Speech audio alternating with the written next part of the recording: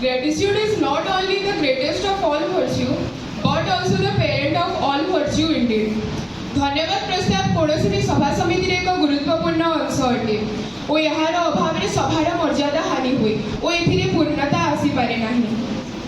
वरेण्य प्रधानाचार्य सम्मानस्पद शिक्षक शिक्षयित्री एवं एठारे उपस्थित मोर प्रियर भाई और भौणी मैंने आजिकार सभा पर एक स्मरणीय अवसर में धन्यवाद ज्ञापन कर एक सुकर्तव्य बहन कर मो निजक धन्य मन करुँची। आजिकार सभा को सुचारू रूपे परिचालन कर मो आंतरिक स्तर दीपिका मैम को धन्यवाद ज्ञापन करुँची।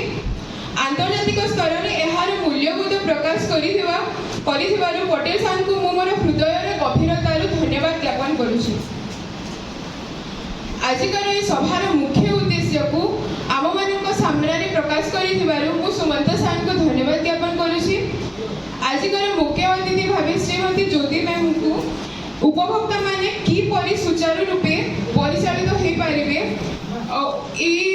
कंज्यूमर डे किपरि कंज्यूमर डे शिखि पारे से धन्यवाद ज्ञापन करुँची और सर्वशेष एठारे उपस्थित छात्र छात्री मान धैर्यर सहित शुणुवर मुझे धन्यवाद ज्ञापन करुँची।